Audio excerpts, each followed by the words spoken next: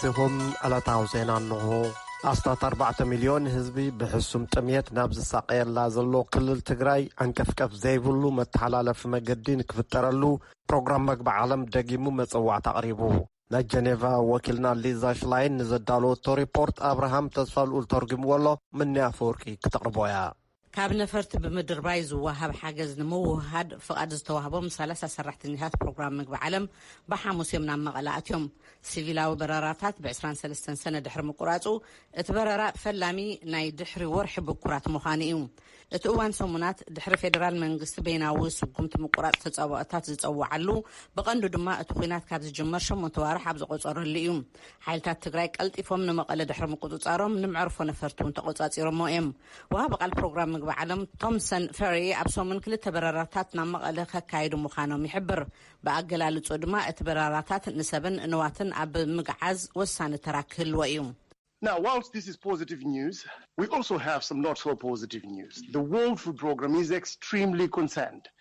እዚ ዝሕጉስ ዳ ይኹን እምበር ካልእ ባህ ዘየብል ወረ እውን ኣሎ። ፕሮግራም ምግቢ ዓለም በቲ ኣባይታ ዘሎ ስእነት መሳለጢታት ኣዝዩ ጉህ እዩ። ብኩረት መራኸቢታትን መሰረታዊ ንግዳዊ ልውውጥን ኣብ ዘይብሉ እዋን ሰብኣዊ ሓገዝ ምክያድ ቀሊል ኣይክኸውንን እዩ ይብል። ሽሑኳ ስእነት መሰረታዊ መሳለጣታት ዝፈጠሮ ምስንኻላት እንተሎ ፕሮግራም ምግቢ ዓለም ኣብ ዝሓለፈ ወርሒ ናብ ኣስታት 730,000 ተጸበይቲ ሓገዝ ከም ዝበጽሐ ይሕብር። እዚኣቶም መብዛሕትኦም ኣብ ደቡብን ሰሜናውን ምዕራብ ትግራይ ዝርከቡ እዮም።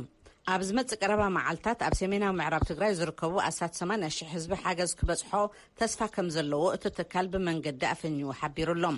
ብኣገላልጻ ወሃቢ ቃል ፈሪ እቲ ዝረአ ዘሎ ገስጋስ ጽቡቕ ዳ ይኹን እምበር ነጻ ዘይተገደበን ቅልጡፍን መሳለጣታት ምስ ዝቐርብ ጥራይ እዩ ናብቶም ኣስታት ሚልዮን ዝበጽሑ ደለይቲ ናይ ህይወት ኣድሕን ሓገዝ ክበጽሕ ዝኽእል። ዝሓለፈ ወርሒ ሰነ ጨንፈር ውሕስነት ምግቢ ሕቡራት ሃገራት ኣስታት 400,000 ነበርቲ ትግራይ ካብ ወርሒ ሓምለ ጀሚሮም ብከቢድ ክጥቅዑ ምዃኖም ኣሚቱ ነይሩ እዩ። This is a conflict that is over just over 8 months old now, and people haven't harvested. 8 ዋርሕ ድሕሪ ዝወሰደ ኩናት ኢና ንዛረብ ዘለና። ህዝቢ ከዓ ሓሪሶም ምህርቶም ክሓፍሱ ዕድል ኣይረኸቡን። ዝበዝሑ ኣይዘርኡን። ኣብ ገዛ ዝብላዕ ዝተረፎም የለን። መኽዘናት እኽሊ ተዘሚቲ እዩ። ካልኦት ከዓ ተመዛቢሎም እዮም። ዕረ ገሊኣቶምሲ ሓንሳብ እውን ጥራይ ኣይኮኑን። ስለዚ ኣብ ሕማቅ ኩነታት እዮም ዘለዉ። ኣብ ባይታ ዘለዉ መሳርሕተይ ይሕብሩን ከም ዘለዉ ከዓ እሞ ካብቲ ዝተፈርሐውን ዝኸፍአ እዩ። ዓጸቦ ዝወለዶ ስእነት ጥዕና ከዓቢ እዩ ኢሉ ኣሎ ወሃቢ ቃል ፕሮግራም ምግቢ ዓለም ቶምሰን ፈሪ። ወሲኹ ትካሉ ኣብ ኣስታት 2.1 ሚልዮን ነበርቲ ትግራይ ሓገዝ ከብጽሕ መደብ ሒዙ ከም ዘሎ ይገልጽ። እዚ እናኾነ ግን ረድኤት ምግቢ ዝፀዓና 200 ዓበይቲ መኻይን ሰመራ ኣብ ዝተባሃለ ርእሰ ከተማ ክልል ዓፋር ተዓጊተን ከም ዘለዋ ይጠቅስ። ብክልል ዓፋር ኣቢለን ይጓዓዛ ኣብ ዝነበራ ናይ ረድኤት መኻይኑ ብሰንበት ድሕሪ ዝወረደ መጥቃዕቲ እቲ ትካል ብመንገዲ ክልል ዓፋር ምጓዓዝ እውን ደው ከም ዘበለ ኣመልኪቱ ነይሩ እዩ። ብኣገላልጻ ፈሪ እተን ተዓጊተን ዘለዋ ናይ ሓገዝ መኻይን ፍቃድ ጸጥታ ምስ ተዋህበን ናብ ትግራይ ከምርሓየን የቕንየልና። እዚ ከምዚ ኢሉ ከሎ ጥምየት ኣብ ልዕሊ ህዝቢ ኣብ ዘንጸላልወሉ እዋን ንሰራሕተኛታት ትካላት ረድኤት ዘሳፍረት ነፋሪት ሕቡራት ሃገራት ንፈለማ ግዜ ትማል ሐሙስ ኣብ መቐለ ከም ዝዓለበት ሕቡራት ሃገራት ኣፍሊጡ። ነፋሪት ሕቡራት ሃገራት በረራ ነፈርቲ ኣብ ወርሒ ሰነ ካብ ዝቋረጽ ንነዚ ኣብ መቐለ ንፈለማ ግዜ ዝኣተወት ኮይና ኣላ።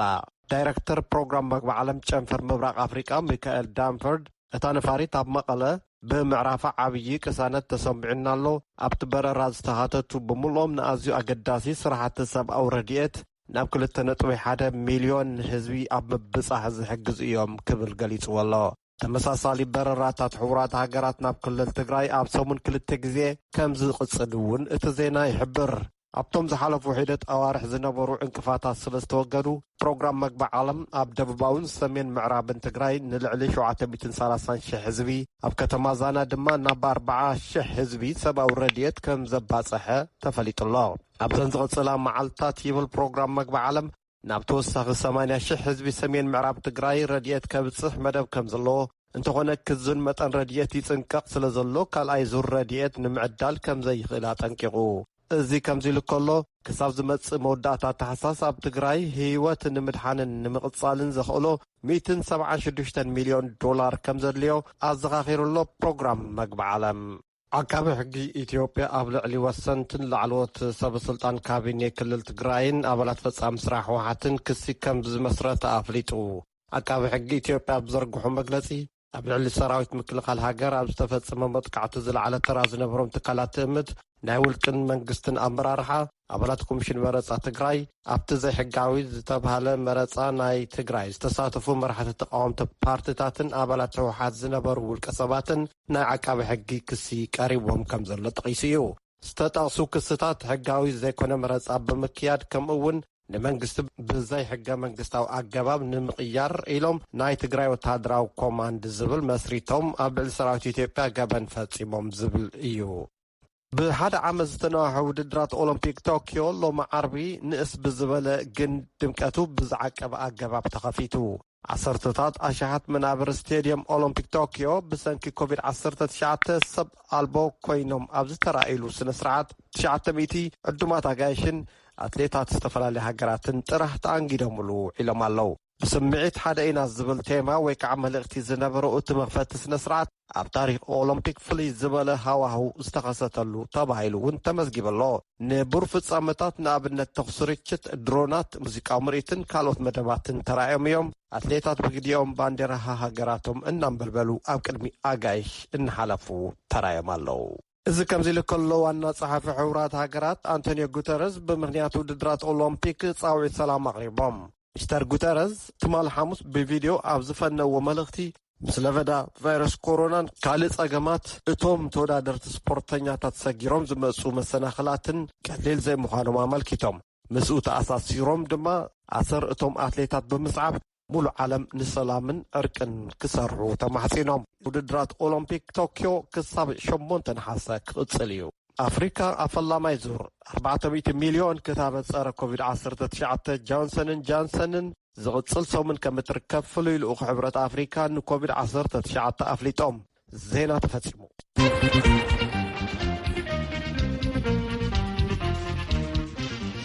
نمسكنا كابترن زينا زي راديو دمت أمريكا يونا فلما يتصابنا خنحلف أشحات نبرتي ختم الدسابة كلا يزور مملا ماي عبي قدب هداسين مززامو بمدقافن من قصة شبرتين يلوز مدبحو وحات كفيتون زبالو متقعاتن مقلنا ننت مال سلامة وصل في كايدوم إذا خمزيلونا هالو شاد شاها قراو مرجان كلا يزور مملا قدب هداسين أوانا وقداي كل التقراين نبوليتيكا وهاوهو إثيوبيا نرئيتو عالم لخم حبر سبن أم قيار يركب لهم وهابق على المنستر قدات وزا إثيوبيا صحي دامتون كينيدي آباتن نزل أخوة صبصابات قبر مدهن تأمير قربوا له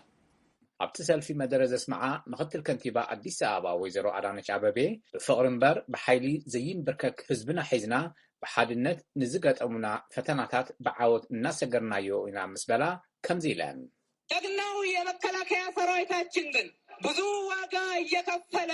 ጅግና ሰራዊት ምክልኻልና ብዙሕ ዋጋ እናኸፈለ ንክብሪ ኢትዮጵያ ንሓድነት ኢትዮጵያ ንናይ ኢትዮጵያ ነጻነት ዝኸፈሎ መተካዕታ ዘይብሉ ዋጋ ምዃኑ ተረዲእና ካብ ዝኾነ ይኹን እዋን ኩለ መዳዊ ደገፍና ኣሐይና ምስ ጅግና ምክልኻል ሰራዊትና ሓይልታት ጸጥታና ጠጠው ባልና ነፍልጥ ኣለና እየን ኢለን ኢትዮጵያ ዝተፈላለዩ ተጽዕኖታት ብምምካት ካልኣይ ዙር ምምላእ ግድብ ህዳሴ ምዕዋታ ንዓለም ማሕበረሰብ ትምህርቲ ዝሃበ እዩ እውን ኢለን ወይዘሮ አዳነች ንሰን ኣብ ልዕሊ ዓለም ለኸ ማሕበረሰብ ዘለዎን ቅሬታ እውን ገሊፀን እቶም ሰልፈኛታት ሰራዊት ምክልኻል ናይ ሉዓላውነትና ምልክት እዩ ኣብ ጎኒ ጅግና ሰራዊትና ኢና ኣሸባሪ ጉጅለ ሕወሓት ናይ መላእ ህዝቢ ኢትዮጵያ ጸላኢ እዩ ግድብ ህዳሴና ብርሃንና እዩ ዝብሉን ካልኦትን ጭርሖታት የስምዑ ነይሮም ብኻልእ ዜና ሻድሻይ ሃገራዊ መረፃ ካልኣይ ዙር ምምላእ ግድብ ህዳሴን እዋናዊ ጉዳይ ክልል ትግራይን ንናይ ኢትዮጵያ ፖለቲካዊ ሃዋህውን ንዓለም ለኸ ማሕበረሰብ ርእይቶን ኣብ ምቕያር ይርከብ ኢሎም ወሃብ ቃል ሚኒስተር ጉዳያት ወፃኢ ኢትዮጵያ ኣምባሳደር ዲና ሙፍቲ ትማል ሓሙስ ኣብ ዝሃብዎ ጋዜጣዊ መግለፂ ኣብ ትግራይ ምስ ዘሎ ኩነታት ብዝተኣሳሰረ ዓለም ለኸ ማሕበረሰብ ትፅቢት ካብ ዝገብርዎ ተጻራሪ እዩ ኢሎም ኣምባሳደር ዲና ኣብዚ ሕዚ እዋን ዘሎ ግጭት ኣብ መንጎ ክልላት ኣምሓራን ትግራይን ብዘሎ ዘይምርድዳእ ከይኮነስ ናይ መላእ ኢትዮጵያ ጉዳይ እዩ ኢሎም ምክትል ቀዳማይ ሚኒስተርን ናይ ወፃኢ ጉዳይ ሚኒስተርን ደመቀ መኮነን ምስ ኣብ ሕብረት ኣውሮፓ ፍሊት ወኪል ጉዳይ ቀርኒ ኣፍሪካ ኣብ አዲስ አበባ ኣብ ዘካየድዎ ዝርርብ ሕብረት ኣውሮፓ ኣብ ልዕሊ ኢትዮጵያ ተጽዕኖ ካብ ምፍጣር ክቁጠብ ምግላጾም አምባሳደር ዲና ገሊጾም ክቡር አቶ ደመቀ ከአውሮፓ ህብረት የአፍሪካ ቀንድ ልዩ ተወካይ ጋር በዚሁ ተገናኝተው ውይይት አካሂዷል ክቡር አቶ ደመቀ ምስ ኣብ ሕብረት ኣውሮፓ ፍሊት ወኪል ጉዳይ ቀርኒ ኣፍሪካ ተራኺቦም ውይይት አካሂዶም እዮም ሕብረት ኣውሮፓ ንእዋናዊ ኩነታት ኢትዮጵያ ብዝግባእ ክርዳእ ከም ዘለዎ ኣብ ልዕሊ ኢትዮጵያ ዘይግባእ ተጽዕኖ ክፈጥር ከም ዘይብሉን ኣብ ውሽጢ ኢትዮጵያ ንዝግበሩ ሃነጽቲ ጻዕርታት ክድግፍን ኣለዎ ዝብል ንዘን ልእኽቲ ገሊጾምለን እዮም ኢሎም ኢትዮጵያ ምስ ኣመላልኣ ማይን ምምሕዳርን ግድብ ህዳሴን ንሓንሳብን ንመወዳእታን ዝብል ስምምዕ ፈጺማ ኣይክትቕበልን እያ እውን ኢሎም ናብ ትግራይ ሰብኣዊ ሓገዝ ንዘቕርቡ ኣካላት ናይ ነፈርቲ በረራ ከም ዝፈቐዱ ዘዘኻኽሩ ኣምባሳደር ዲና በረራ ካብ ኣዲስ ኣበባ ጀሚሩለውን ኢሎም ብዓፋር ኣቢሉ ብመካይን ንምቕራብ ዝግበር ጻዕሪ ሕወሓት ኢሎም ብዝፀውዕዎ ናይ ትግራይ ሓይልታት መጥቃዕቲ ምስንኻሉ እቶም ወሃቢ ቃል ገሊጾም ብዛዕባ ዝክሲ ካብ ሓይልታት ትግራይ ዝተዋሃበ መልሲ የለን ኣባል ኣመራርሓ ምምሕዳር ትግራይን ወሃቢ ቃል ማእኸላይ ኮማንድ ትግራይን ኣቶ ጌታቸው ረዳ ኣብ ክልል ዓፋር ንዝርከቡ ሓይልታት ፍሉይ ሓይሊ ኦሮምያ ዒላማ ዝገበሩ መጥቃዕታት ምፍጻሞም ንሮይተርስ ገሊጾም ይብል ጸብጻብ ከነዲ ኣባተ ዓለም ለኸ ማሕበረሰብ ብልዝብ ተኽሲ ጠጠው ናይ ምባል ስምምዕ ክግበር ይጽውዑ መንግስቲ ኢትዮጵያ በይናዊ ተኽሲ ጠጠው ንምባል ምእዋጁ ስዒቡ ኣብ ሕብራት መንግስታት ኣምባሳደር ዩናይትድ ስቴትስ ሊንዳ ቶማስ ግሪንፊልድ ኣብ ዝሓለፈ ቅንያት ኣብ ዝሃብኦ መግለጺ መንግስቲ ኢትዮጵያ እዚ ኣጋጣሚ እዚ ኣብ ትግራይ ዘሎ ሰብኣዊ ህልቂት ንምፍታሕ ክጥቀመሉ ኣለዎ ኢለን ግን ሓይልታት መንግስቲ ካብ መቐለ ከንሰሓቡ ከለው ንኣብያተ ጽሕፈት ትካላት ሰብኣዊ ረድኤት ብምዝራፍ ናይ መራኸቢ ናውቲ ኣዕንዮም እዚ ተቐባልነት ዘይብሉ ተግባር ስለ ዝኾነ ዝተሰረቐ ንብረት ክምለስ ኣለዎ ኢለን ቀፂለን ድማ ከምዚ ኢለን ነይረን We have also since learned that one or more bridges were destroyed along critical access routes to Tigray. ናብ ትግራይ ንምእታው ወሳኒ ዝኾነ ሓደ ወይ ካብኡን ላዕሊ ድልላት ምዕናዎም እውን ፈሊጥና ኣለና ብመንገድን ብኣየርን ንምብጻሕ ቴሌኮሙኒኬሽን ሓይሊ መብራህቲ ባንኪ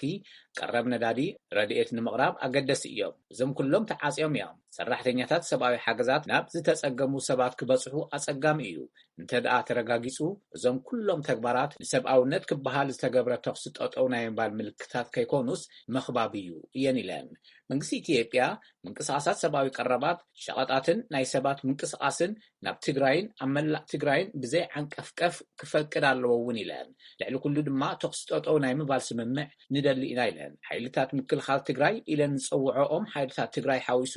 ኩሎም ወገናት ሓቃዊ ተኽሲ ጠጠው ናይ ምባል ስምምዕ ክገብሩ ክደራደሩ ኣለዎም ኢለን ትርጉም ዘለዎ ስምምዕ ተኽሲ ጠጠው ምባልን ሙሉእ ምውፃእ ወታደራት ኤርትራንን ናይ ኣምሓራ ክልላዊ ሓይልታትን ዘይተደረተ ሰብኣዊ ሓገዝ ንምቕራብ የኽእል እዩ ምስ ናይ ኢትዮጵያ ናይ ውሽጥን ወፃእን ደባት ንሕገ መንግስቲ ብዝፃረር ብሓይሊ ክልወጥ የብሉን ኢለን ኣምባሳደር ቶማስ ግሪንፊልድ ሕብረት ኣውሮፓ እውን ዝተኣወጀ በይናዊ ተኽሲ ጠጠው ምባል ተኽሲ ጠጠው ምባል ኣይኮነን ኢልዎ ኣብ ዝሓለፉ ቅንያት ናይ ሕብረት ኣውሮፓ ኮሚሽነር ኣታሓዛ ቅልውላው ጃነስ ሌናርቺች ኣብ ዝሓለፉ ቅንያት ኣብ ዝሃብዎ ርእቶ መንግስቲ ኢትዮጵያ ዝኣወጆ በይናዊ ተኽሲ ጠጠው ናይ ምባል ስጉምቲ ተኽሲ ጠጠው ምባል ኣይኮነን የግዳስ መኽባብን ጥሜት ከም ናይ ኩናት መሳርሒ ምጥቃም እዩ ኢሎም ዓጸቦ 900,000 ንዝግመቱ ሰባት ክውን ሓቂ እዩ ካልኦት 1 ሚልዮን ሰባት ድማ ንዓጸቦ ሓደ ስድሪ ተሪፍዎም ኣሎ እዚ ዓጸቦ እዚ ሙሉእ ብሙሉእ ሰብ ሰራሕ እዩ እዚ ንዝገብሩ ድማ ውርደት እዩ ኢሎም ሌናርቺች ብምውሳኽ ገብረ መድህን ካብዚ ካብ ሲልቨር ስፕሪንግ ሜሪላንድ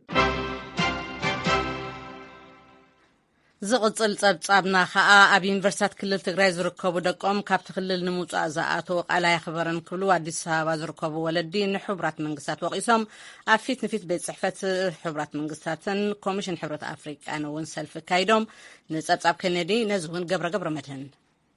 ብርክት ዝበሉ ወለድን ኣባላት ስድራን ናይቶም ተምሃሮ ደቅና መላሱና ክብሉ ሓቲቶም ሕብራት መንግስታት ኣብ ክልል ትግራይ ኣብ ዝርከቡ ዩኒቨርሲታት ዘለዉ ተምሃሮ ንምምላስ ቃል ኣትዩ ነይሩ ይብሉ እቶም ወለዲ ወይዘሮ ፍሬህይወት ገብረ ህይወትን ኣቶ ቢንያም ኣስራትን ናይ ሕብራት መንግስታት ካብ መንግስቲ ኢትዮጵያ ዝሓተቶ ናይ ነዳድን ካልኦትን ቀረባት ዝተመለሰሉ ምዃኑ ኣረጋጊፅና ኣለና ይኹን እምበር እቲ ውድብ ሓላፍነቱ ኣይተዋፅአን ይብሉ ሰለስተ ግዜ ናብ ቤት ጽሕፈት ሕብራት መንግስታት መጽየን ፍታሕ ከም ዝሓተታ ዝገለጻ ኣብ መቐለ ዩኒቨርሲቲ ዓይደር ሆስፒታል ክልተ ደቂ ኣንስትዮ ውላደን ከም ዘለወን ዝገለጻ ወይዘሮ ገነት ሮባ ህጹጽ መፍትሒ ክወሃበን ሓቲተን መቀሌ ዩኒቨርሲቲ በመቀሌ ላይ ባለው አጠቃላይ ቀለብ የለኝም እስከ ሐምሌ 20 ድረስ ከዛ ውጪ ሪስኩን አልወስድም እኔ ከዚህ በኋላ የኛ ልጆቻችን ምን እድል ያላቸው ዩኒቨርሲቲ መቐለ ኣብ መቐለ ብዘሎ ሓፈሻዊ ኩነታት ድሕሪ 20 ሓምለ ቀለብ ስለ ዘይብለይ ኣነ ሓላፍነት ኣይወስድን ኢሉ ኣሎ ድሕሪኡ ደቅና እንታይ ዕድል ኣለዎም መን እዩ ሓላፍነት ዝወስድ ኣምላክ ይመስገን ትሕቲ እግዚኣብሔር ህዝቢ ትግራይ እዩ ሕዚ እውን ህዝቢ ትግራይ ምስ ተበተነ እውን ሓቂፉ ከም ዝሕዘልና ንፈልጥ ኢና ግን UN ውን ዘይጭቡጥ ተስፋ ከይኮነስ ክንጭብጦ ንኽእል ነገር ይግበረልና UN ማለት ኣብ ኩናት ብዙሕ ዝሰርሕ እዩ ስለዚ እዚ ነገር እዚ እንታይ እዩ ዘጸግም ክንሕግዞ ንኽእል ነገር እንተልዩ ይንገረና ብግልጽ ተነጊሩና ዝኾነ መፍትሒ ተገይሩ ደቅና ይምጽኡልና ናይ ወላዲት ንብዓት ንዝኾነ ይኹን ጽቡቕ ኣይኮነን እየን ኢለን ናይቶም ወለዲ ተወካሊ ኣቶ ዳንኤል ኣስራት ሕቡራት መንግስታት ነቶም ተምሃሮ ከም መትሓዣ ብምጥቃም ካብ ስምምዕነት ወጻኢ ቅድመ ኩነታት ከም ዘቐመጠ ብምግላጽ ሕዚ ኣብቲ ውድብ ተስፋ ከም ዝቆረጹ ገሊጾም ካብ ሕቡራት መንግስታት መልሲ ከምኡውን ርእይቶ ሚኒስተር ሳይንስን ላዕለዋይ ትምህርትን ንምርካብ ዝተገብረ ፈተነ ኣይተዓወተን ሕቡራት መንግስታት ሓዊሱ ዝተፈላለዩ ኣካላት ሰብኣዊ ረድኤት ንምብጻሕ ኣብ ክልል ትግራይ ዝተቋረጸ ሓይሊ መብራህትን ስልክን ዝኣመሰሉ ኣገልግሎታት ክኽፈቱ ብተደጋጋሚ ሓቱ ወለዲ ናይቶም ተምሃሮ ንደቆም ሓገዝን ሓለዋን ይገብረሎም ኣሎ ንዝበልዎ ህዝቢ ትግራይ ኣመስጊኖም እዚ ክቕጽል እውን ምሕጽን ተቕሪቦም ገብረ መድህን ካብዚ ካብ ሲልቨር ስፕሪንግ ሜሪላንድ ዩኒቨርስቲ መቐለ ካብ 20 ሓምለ 2013 ዓ.ም ኢትዮጵያ ንድሓር ኣብ ልዕሊ ተምሃሮ ዝፍጠር ምስኣን ምግቢ ሓላፍነት ከም ዘይወስድ ገሊጹሎ ናይ ወርሒ ሰነ በጀት ከም ዘይተለኣኸሉ ናብ ባንክ ዘለዎ ገንዘብ እውን ምንቅስቓስ ብዘይምኽኣሉ ከም ዝተጸገመ እውን ኣፍሊጡሎ ሙልጌታ ጽባህ ካብ መቐለ ጸብጸብ ኣለዎ ካብ ቤት ጽሕፈት ፕሬዚደንት ዩኒቨርስቲ መቐለ ዝወፀ መግለጺ ከም ዘመላኽቶም ምስ ሳይንስን ላዕሎት ትካላት ትምህርቲ ውድብ ሕቡራት መንግስታት መንግስቲ ክልልን ብምዝራብ 4896 ካብ ክልል ትግራይ ወጻኢ ዝመጹ ተምሃሮ ናብ ስድኦም ምምላስ ዝተገበረ ምንቅስቓስ ኣይተዓወተን ክብል ገሊጹ እቲ ዩኒቨርስቲ ኣብ ዘውፅኦ መግለጺ 11 ሓምለ 2013 ዓ.ም ተምሃሮ ዝሓዙ ፈላመውት 10 ኣውቶቡስ ናብ ክልል ዓፋር ኣብ ዓላ ወረዳ እንትበጽሑ ብፍሉይ ሓይሊ ክልል ክምለሱ ከም ዝተገብሩ ኣፍሊጦሎም እቶም ተምሃሮ ዝቕበሉ ተወከልቲ ሚኒስተር ሳይንስን ላዕሎት ትካላት ትምህርትን ከም ዘይተረኸቡን ኣብቲ ቦታ እውን ነቶም ተምሃሮ ተቐቢሎም ዝወስዱ ኣውቶቡሳት ከም ዘይነበሩ ገሊጾሎም በዚ ድማ ነቲ ጉዕዞ ዓጂቦም ዝተንቀሳቐሱ ሰራሕተኛታት ውድብ ሕቡራት መንግስታት ነተን ኣውቶቡሳት ክምለሱ ከም ዝገበረ ኣፍሊጦሎም ዩኒቨርስቲ መቐለ ኣብ መግለጺኡ ኣብ ባንኪ ዝነበሮ ገንዘቡ ከየንቀሳቐስ ከም ዝተኣገደን ናይ ወርሒ ሰነ በጀት እውን ከም ዘይተለኣኸሉ ብተወሳኺ እውን ናይ 2014 በጀት ከም ዘይተለቀቀሉ ፍሊጦሎም ላዕሊ 10,000 ናይ ቅድመ ምረቓ ተምሃሮ ከም ዘለዎ ዝገለጸት ዩኒቨርስቲ ንቐረብ ምግቢ ዕድጊት ንምፍጻም ከም ዘይከኣለን ኣብ መኽዝን ዝነበሮ ምግቢ እውን ከም ዝተወደአ ገሊጾሎም ብተወሳኺ ዩኒቨርስቲ ላዕሊ 7500 ሰራሕተኛታቱ ካብ ወርሒ ሰነ ጀሚሩ መሃያ ከም ዘይከፈለን ኣብ ትግራይ ብዘሎ ምቁራጽ ኣገልግሎት ስልኪ ኢንተርኔትን ኤሌክትሪክን ብተወሳኺ እውን ምኽልካል ኣቕርቦት ነዳዲ እቲ ዩኒቨርስቲ ምንቅስቓሱ ከም ዘተኣጓጎሎ ኣፍሊጦሎም መሰረዚ ድሕሪ ሕዚ ነቶም ተምሃሮ ከጽንሕ ከም ዘይኽእል ዝገለጸት ዩኒቨርስቲ ናይ ሚኒስትር ሳይንስን ላዕሎት ትካላት ትምህርቲ ነቶም ተምሃሮ ናብ ቤተሰቦም ንምልኣኽ ናብ መቐለ ኣውቶቡሳት ልኢኹ ንከጓዓዕዝ ሓቲተ የለኹ ኢሎም እቲ መግለጺ በዞም ምኽንያታት ድማ ካብ 20 ሓምለ 2013 ዓ.ም እንድሓር ኣብ ላዕሊ ተምሃሮ ዝፍጠር ናይ ምግቢ ስእነት ድማ ሓላፍነት ከም ዘይወስድ ንመንግስቲ ፌደራል ከም ዘፍለጠ ሓቢሮሎም ድምፂ ኣሜሪካ ሙልጌታ ጽባህ መቐለ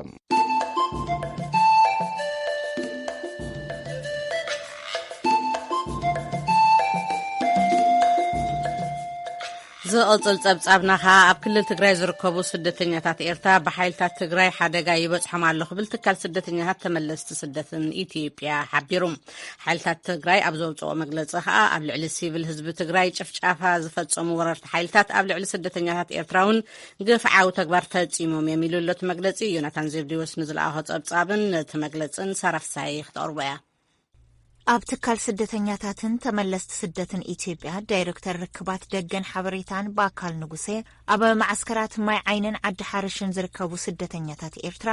ዘለውሉ ህልው ኩነት አመልኪቶም ንቪኦኤ ከም ዝበልዎ ስደተኞቹ ካሉበት አካባቢ ወጥተው ወደ ሌላ ቦታ እቶም ስደተኛታት ካብቲ ሕዚ ዝርከብሉ ቦታ ወጽኦም ናብ ካልእ ከባቢ መኻድ ይደልዮም ይኹን እምበር ኣይፍቀደሎምን ኣብቶም ማዕስከራት ከበድቲ ኣጽዋራት ተጻዊዶም እዮም ተኽስ ከቢድ ብረት ዝፍኖ ካብቶም ማዕስከራት እዩ ነቶም ስደተኛታት ተባሂሎም ዝዕደሉ ዝነበሩ መግብታትን መድሓኒታትን እዞም ዕጡቃት ሓይልታት ካብ ዝኣትውን ድሓር ተቋሪጹ እዩ መድሓኒታት ተሰሪቖም እዮም ጣብያታት ጥዕና ኣገልግሎት ኣይህቡን ኣምቡላንሳት ተወሲደንን መኽዘን ፕሮግራም ምግቢ ዓለም ተሰሪቑ እዩ ኣብዚ እዋን እቶም ስደተኛታት ኣገልግሎት ኣይረኽቡን ዘለው ኣዴታት ስኣን ሕክምና ኣብ ሜዳ ክሓርሳ ይግደድ ኣለዋ ዝሞቱን ኣለው እዮም ዝበሉ ኣብ ቤት ምክሪ ኢትዮጵያ ኣሸባሪ ተባሂሉ ዝተበየነ ሕወሓት ናብ ማዓስከራት ስደተኛታት ብምእታው ንስደተኛታት ቀቲሉ ይብሉ እቶም ዳይሬክተር። የሞቱ ስደተኞች እስካሁን ያባለን መረጃ 6 ስጋብ ሕዚ 6 ስደተኛታት መማቶም ሓበሬታ በፂሕና ኣሎ። ካብዚኦም ብጥይት ዝተወቅዑ ሕክምናዊ ኣገልግሎት ሲኢኖም ዝሞቱን ኣለው እዮም ዝበሉ። ብተወሳኺ ሰብኣዊ ኣገልግሎት ክህቡ ዝተዳለዉ ጣብያታት ጥዕና ኣምቡላንስን መሰረተ ልምዓትን ንወታደራዊ ኣገልግሎት ይውዕሉ ምህላዎም ይገልጽ። እቲ ትካል ስደተኛታትን ተመለስቲ ስደትን ኢትዮጵያ ናብ ቪኦኤ ዝለኣኹ መግለጺ ብፍላይ ኣብ ከባቢ ማይ ጸብሪ ነቶም ስደተኛታት ተባሂሉ ኣብዚ እዋን ዝኾነ ዓለምለኻዊ ትካል ዝገብሮ ሓገዝ የለን። በአንጻሩ ብዓይነትን ብገንዘብን ከዋጹ ይግደዱለው። ካብቲ ከባቢ ጎንፂ ንምውጻእ ዝገብርዎ ፈተነ ስለ ዝኸልከሉ ሓውሲ ማዕገቲ ይፍጸሞም ኣሎ ኢሎም ኣቶ ባካል ንጉሴ። ማይ ዓይንና ዓዲ ሓሩሽ ያሉትን ስደተኞች ኣብ ማይ ዓይንን ዓዲ ሓሩሽን ዝርከቡ ስደተኛታት ብሓይልን መፍረራሓትን ናብቶም ዝተዓጽኡ ማዓስከራት ስደተኛታት ናይ ምውሳድ ድሌትን ፈተነታትን እውን ኣሎ። እዚ ድማ ኣብ ዓለም ለኻዊ መሰላት ሰብኣውያን ዝተኾነነ እዩ። ኣብ ማዓስከራት ስደተኛታት ኣጽዋር ጸሚድካ ወታደራዊ ምንቅስቃሳት ምክያድ፣ ስደተኛታት ምቕታል፣ ገንዘብ ከዋጽኡ ምግዳድ ዝበሉ ተግባራቶም ማሕበረሰብ ዓለም ክኹንኖ ዝግባእ እዩ እዮም ዝበሉ። ኣብ መወዳእታ እቶም ስደተኛታት ካብ ዘለውሉ ሓደገኛ ኩነታት ማዕገትን ምድሓንን ኣብ ልዕሊኦም ንዝፍጸም ገበን ንምጽራይን እንገብሮ ጻዕሪ ማሕበረሰብ ዓለም ክሕግዘና ንጽውዕ ኢሎም ኣብቲ መግለጺ። ብኻልእ ወገን ንክልል ትግራይ ተቆጻጺሮም ዝርከቡ ሓይልታት ትግራይ ቅድሚ ትማሊ ዝወፀ ምዃኑ ዝተዘርበሉን ኣብ ዝተፈላለዩ መራኸብቲ ማዕከናት ዝተቃልሐን መግለጺ ከም ዝበሎ ኣብ ትግራይ ኣብ ልዕሊ ስደተኛታት ኤርትራ ንዝወርድ ጥቃዕትን ካብ ማዓስከራቶም መምዝባላትን ከም ዘተሓሳሰቦ ይገልጽ። ኣብ ልዕሊ ሲቪል ህዝብን ስደተኛታትን ተፈጺሞም ንዝበልዎም ግፍዓዊ ተግባራት ውድብ ሕቡራት ሃገራት ዝመርሖ መርመራ ክካየድ ሓቲቶም። ኣብ ትግራይ ከምቲ ኣብ ልዕሊ ሲቪል ህዝቢ ዝወረደ ጨፍጫፍ ኣብ ልዕሊ እቶም ስደተኛታት እውን ብወረርቲ ሓይልታት ሓደጋ በፂሕዎም እዩ ንዝበልዎም ስደተኛታት ብመሰረት ዓለም ለኸ ሰብኣዊ ሕጊ ዓለም ለኻዊ ግቡኦም ክዋጽኡ ሰበስልጣናት ሓይልታት ትግራይ ኣብቲ መግለጽ ሓቢሮም። ነቶም ስደተኛታት ካብ ትግራይ ኣልዒልካ ናብ ካልእ ንምግዓዝ ዝግበር ዝኾነ ዓይነት ትልሚ ብናይ ባዕሎም ድሌትን ሰናይ ፍቓድን ጥራሕ ክሳለጥ እቶም ሰበስልጣናት ከም ዝሓቱ እቲ መግለጺ ኣብሪሁ። ናብ ናይ መወዳእታ ምድላውና ክንሓልፍ ኢና። ዓቃቢ ሕጊ ኢትዮጵያ መንግስቲ ብሓይሊ ንምዕላው ብምፍታን ረድኤት ዝፀዓና መኻይን ናብ ትግራይ ከይኣትዋ ምትዕንቃፍ ሓዊሱ